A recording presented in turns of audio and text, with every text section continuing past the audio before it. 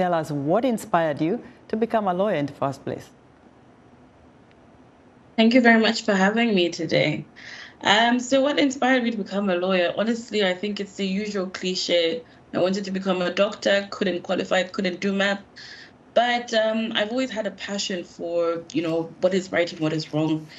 And I've never liked bullies. So I think it's something that really propelled me down this career path. And honestly, since I've been immersed in the law, it's been rewarding and I love it. And I'm constantly talking about it and always trying to inspire young girls and women to join this profession. Now, what led you to the decision to represent women and children specifically in civil cases? Well, when I first started my career in Malawi, I'd say I was stationed with the Legal Aid Bureau, and I was positioned in the north, one of the most rural areas. And there I was the only female practicing lawyer. And at the time, they would always refer the cases to me, cases for women, cases for children. But what I quickly realized was that there was a knowledge gap where there was no specialized legal representation for women and for children, something that's child-centric, something that's gender-centric. And so that really made me want to become the best lawyer in terms of gender and child's rights. And I've managed to do that. I believe I've sought knowledge. I've gone for my master's in children's rights. I've engaged myself in so many projects.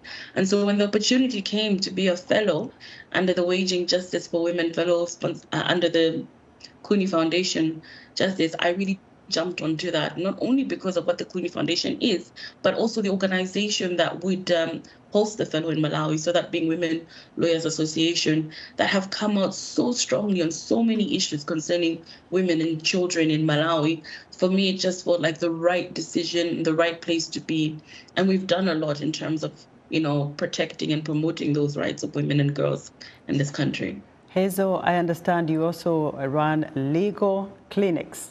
Now, what's the most important lesson that you want people to learn when they come to those legal clinics about the law and how they can be represented without necessarily having to pay for their legal fees?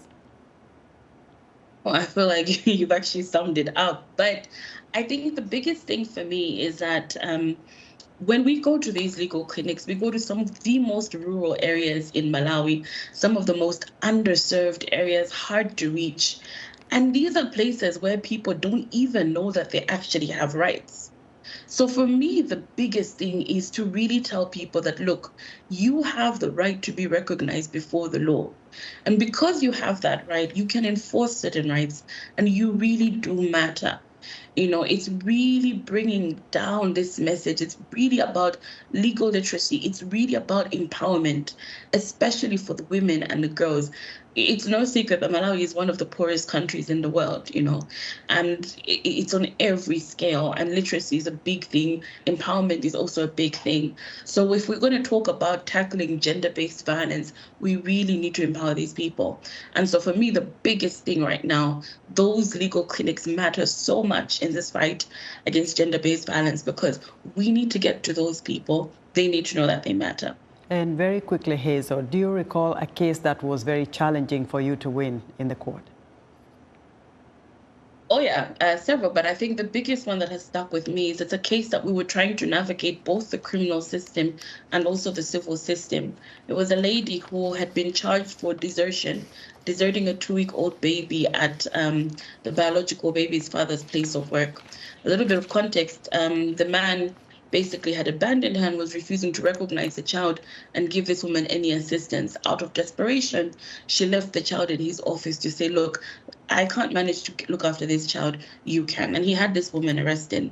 And I think what was stood out for me in particular was that you really saw the patriarchy coming together to punish this woman, through the criminal law. And this was a legal provision that was being used to oppress this woman. So we were able to have those charges leveled against her taken away. She was discharged, she was acquitted. And then we turned the tables around and we sought maintenance from him. And we've been able to secure that. And we're sure that he will be paying. Right. So yeah, it was one of those cases, and one of the first cases that I actually did with women lawyers as well. So that really stood out for me. Hazel, thank you so much for your service to the people of Malawi. Olithia Miseleni is a Malawian lawyer.